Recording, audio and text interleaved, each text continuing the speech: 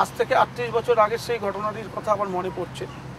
সে বছর আমি প্রথম মোহনবাগানে এসেছিলাম ১৯৭৭ সাল। প্রথম যখন খবরটা পেয়েছিলাম তদানীন্তন জেনারেল সেক্রেটারি ধীরেন্দ্রের মারফত, আমরা প্রথমে খুব অবাক হয়ে গেছিলাম। সত্যি কি পেলে আসবেন আমাদের এই শহরে আমাদের সাথে খেলতে? সেই বছর মোহনবাগান খুব ভালোভাবে যাচ্ছিল না। মোহনবাগান ফেডারেশন কাপ হেরে গিয়েছিল, মোহনবাগান তারপরে কলকাতার লিগ হারিয়েছিল। সমর্থকদের কাছে আমাদের যে প্রত্যাশা ছিল সেই প্রত্যাশা কিন্তু আমরা পূরণ করতে পারিনি। কিন্তু ইতিমধ্যেই আমরা পৌঁছে গেছিলাম আইপিএল ফাইনালে, যেখানে আমরা খেলবো চিরপ্রতিদ্বন্দ্বী ইস্টবেঙ্গলের বিরুদ্ধে। ঠিক তার আগেই পেলের এই আগমন আমাদের দলটাকে একটা অন্যরকম মাত্রা দিয়েছিল।